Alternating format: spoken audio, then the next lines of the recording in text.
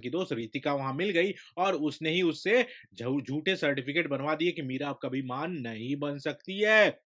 इस बात के लिए उसने कुछ पैसे भी लिए थे और अब मुझसे वो ज़्यादा पैसे माँग रही है। ये सब सुनने के बाद विद्या बिल्कुल शॉक्ड हो जाती है कि नानू बहन इतना गिर सकती है, मैं तो सोच भी नहीं सकती हूँ। यहाँ पर प्रकाश बोलता है कि अरे तुम इतनी कमीनी हो सकती हो, मैंने तो सोचा भी नहीं था। और विद्या सोच में पड़ जाती है कि मैं इसका पर्दाफाश करके ही रहूँगी और वो रो रही होती है कि मीरा को उसके कारण कितनी ज़्यादा तकलीफ हुई है। तभी मीरा उसके पास आती है और उसे चुप कराने की कोशिश करती है। फिर अगले दिन शादी की सब तैयारियों में होते हैं, अचानक से धक्का लग जाता है मीरा और धर्म में और धर्म उसे कुछ नहीं बोलकर वहां से चला जाता है।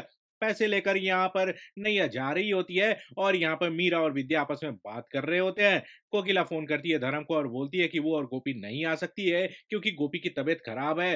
धर्म इस बात के लिए राजी हो जाता है और वो जाकर इस बात को मीरा और विद्या को बता देता है। दूसरी तरफ आप लोग देखेंगे, सोना बोलती है परिधि और मोनिका से कि उसे भी ब्यूटी पार्लर लेकर जाए, लेकिन वो लोग पहले ही निकल जाते हैं तो सोना उदास हो जाती है। ये देखकर गोपी उसके पास जाती है और बोलती है कि आज मैं तुम्हारा मेकअप करूंगी। नैया पैसा लेकर जैसे ही जा रही होती है उसे रोक लेती है विद्या और उसे बोलती है कि नानू बहन आप इस तरीके से नहीं जा सकती घर से बाहर, आपकी शादी होने वाली है। इस बात पे श्रवण भी साथ देता है विद्या का।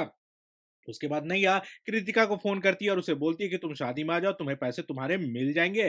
तभी विद्या उसके पास जेवरों की पोटली लेकर पहुँचती है और बोलती है कि ये खानदानी जेवर है हमारी तरफ से, शगुन है आपके लिए, आप इसे पहन लीजिएगा। नैया ज्वेलरी को पहनकर सोचती है कि जिसके पास जो हक होता है वो उसके पास पहुँच ही जाता है। इधर परिधि और मोनिका जैसे ही ब्यूटी पार्लर से वापस आते हैं, उनके तो होश ही उड़ जाते हैं जब वो सोना को रेडी देखते हैं और वो लोग गजब शॉक्ड हो जाते हैं। तभी यहाँ पर उर्मिला बोल पड़ती है कि कुछ कहो चाहे ना कहो, शादी में सबकी नजर सोना की तरफ ही होगा। और यहाँ पर मोनिका और परिधि जल रहे होते हैं सोना से। अचानक से मोनिका का फोन आता है कि उसकी मम्मी की तबीयत खराब है और वो बोलती है कि अब मैं कनाडा वापस जा रही हूँ अपनी मॉम के पास। दोस्तों मोनिका का लगता है चैप्टर यहाँ पर क्लोज हो गया है, आगे वो दिखाई नहीं देने वाली है। कोकिला उसे बोलती है कि तुम जाने की तैयारी करो, हम तुम्हारे टिकट्स बुक करा देते हैं। दूसरी तरफ नैया जब तैयार होती है तो विद्या और श्रवण उसके पास जाते हैं। श्रवण नैया को बोलता है कि मैं इस दिन का बेसब्री से इंतजार कर रहा था जब तुम्हें दुल्हन के रूप में देखूं। आज मैं बहुत ही ज्यादा खुश हूँ। दूसरी तरफ आप लोग देखेंगे, जग्गी लेकर आता है एक बेड और वो बोलता है गोपी मैंने तुम्हारे लिए बेड का इंतजाम कर दिया है और इस बेड पर तुम अच्छे से सो सकती हो।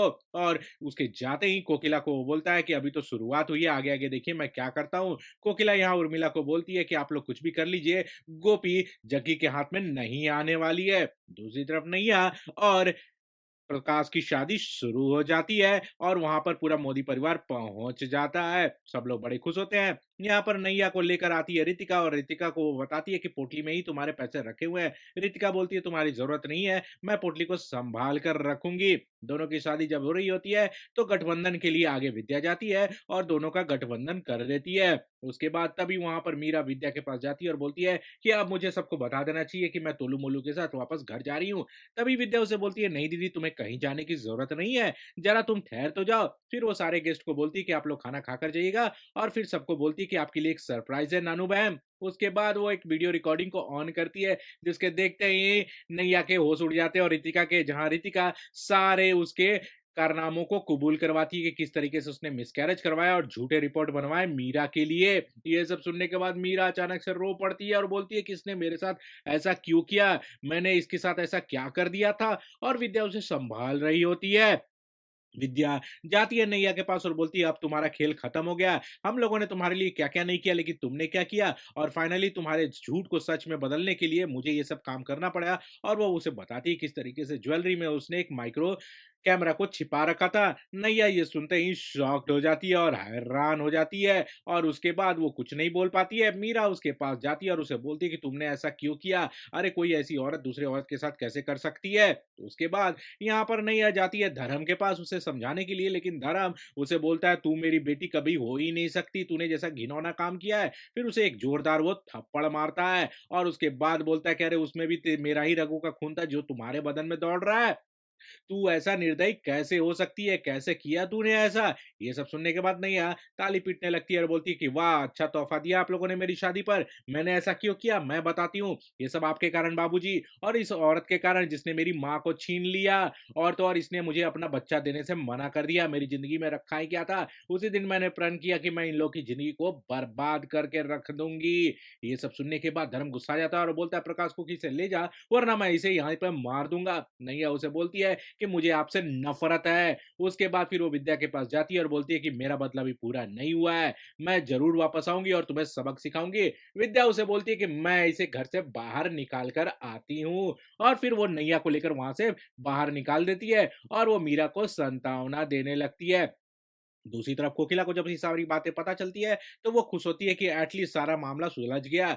जग्गी और गोपी यहाँ पर एप्रिशिएट करते हैं कि मीरा और धर्म के बीच में सारी मिसअंडरस्टैंडिंग खत्म हो गई। गोपी भी यहाँ बहुत ज़्यादा खुश हो जाती है और साथ देता है उसका जग्गी। गोपी जाकर भगवान जी के सामने प्रे कर रही होती है उन्हीं की सुख सलामती के लिए और कि मीरा फिर से माँ बन सकती है और जग्गी ये सब देखकर सोच रहा होता है, गोपिका कभी अपने लिए नहीं सोचती है, मैं इसे अपने लिए जीना सिखाऊँगा। गोपी यहाँ पर प्रे कर रही होती है। धर्म पुरानी बातों को याद कर रहा होता है कि नैया ने किसके साथ क्या-क्या किया और वो बहुत ही ज़्यादा गुस्से में होता है। इधर दूसरी तरफ मीरा अपने कमरे में जाती है और अपना सामान पैक करके ना वहाँ से जाने की कोशिश करती है। तभी धर्म वहाँ पहुँच जाता है और उसे रोकने की कोशिश करता है कि तुम्हें कहीं जाने की ज़रूरत नहीं है। अब तो सारी मिसअंडरस्टैंडिंग क्लियर हो गई है। और वो मीरा को जाने से रोक लेता है और उसे गले लगा लेता है और वो बोलता है कि अब वो उसकी बातों पर हमेशा यकीन करेगा और उसे बहुत ज़्यादा प्यार करेगा। मीरा भी उसे बोलती है कि वो भी उसे बहुत ज़्यादा प्यार करेगी और दोनों को देखकर खुश विद्या बहुत ज़्यादा खुश हो जाती है और दुर्गा माँ का प्रे कर रही होती है। दूसरी तरफ गोपी बोलती है कि हमें गिफ्ट ले जाकर मीरा और विद्या को देना चाहिए, मैं तो सोच रही हूँ मैं खुद चली जाऊँ। तभी कोकिला ये सोचती है कि हाँ, ये सही आइडिया है। तभी वहाँ पर जग्गी आ जाता है और सबको बताता है कि सुनो, सुनो, सुनो, मैंने एक प्लान बनाया है पिकनिक जाने का, क्योंकि हम लोग बहुत ज़्यादा उतार-चढ़ाव से गुज़र चुके हैं, तो हम लोग अब पिकनिक मार जाएँगे। ये सब सुनने के बाद गोपी भी एक्साइटेड हो जाती है और पूरी फैमिली एक्साइटेड हो जाती है और यहाँ कोकिला वरीड हो जाती है कि इस तरीके से तो जग्गी गोपी के नज़दीक आने की कोशिश करेगा और वो उसे मना करती है क्योंकि जग्गी ने उसे हिटलर कहा होता है, तो वो बोलती है ऐसे शब्द का प्रयोग मेरे लिए बिल्कुल भी मत करना, वरना मुझसे बुरा कोई नहीं होगा। जग्गी ये बात सुनकर बिल्कुल हैरान हो जाता है। इधर विद्या बहुत ही ज़्यादा खुश होती है अपने घर और परिवार को लेकर और सबके लिए कॉफ़ी लाकर आती है मीरा और वो बोलती है कि अब तो आप लोग को ऐसी कॉफ़ी पीनी पड़ेगी। दूसरी तरफ जग्गी जो है अपनी माँ से पूछता है क्या हो गया माँ जो तू इतनी उदास है और अचानक से उसे पता चलता है कि ये तो फीवर पड़ा हुआ है उर्वशी को और उर्वशी जब गोपी की तरफ देखती है तो उसे लगता है कि कहीं गोपी ने मुझे पकड़ तो नहीं लिया क्योंकि मैंने अपने प्यास दबाकर बुखार आने का बहाना किया था। सब कोई उर्वशी के कमरे में चले जाते हैं और उसके बोलते हैं अपना ख्याल रखने के लिए। इधर मीरा दौड़ी दौड़ी आती है विद्या के पास में और रोने लगती है। विद्या बोलती है क्या हुआ दीदी? तो विद्या को मीरा बताती है कि आज उसने टेस्ट कराया और टेस्ट कराने के बाद उसे पता चला कि वो वाक़ई में माँ नहीं बन सकती है।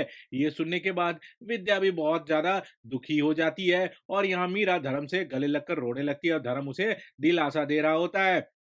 गोपी और जग्गी पूरा ख़्याल रख रहे होते हैं उर्वशी का और वो सोचती है कि मेरा पासा तो उल्टा पड़ गया, अब ये दोनों मिलकर मेरा ख़्याल रख रहे हैं, मैं क्या करूँ पता नहीं समझ नहीं आ रहा है। यहाँ जग्गी बहुत खुश होता है जब गोपी ख़्याल रख रही होती है उसकी माँ का। दोस्तों इस एपिसोड में बस इतना ही। आपको अगर ये हमारा वीडियो अच्छा लगा तो कमेंट सेक्शन में कमेंट कर हमें ज़रूर बताइएगा और अपना प्यार यूँ ही बनाए रखिएगा। धन्यवाद दोस्तों।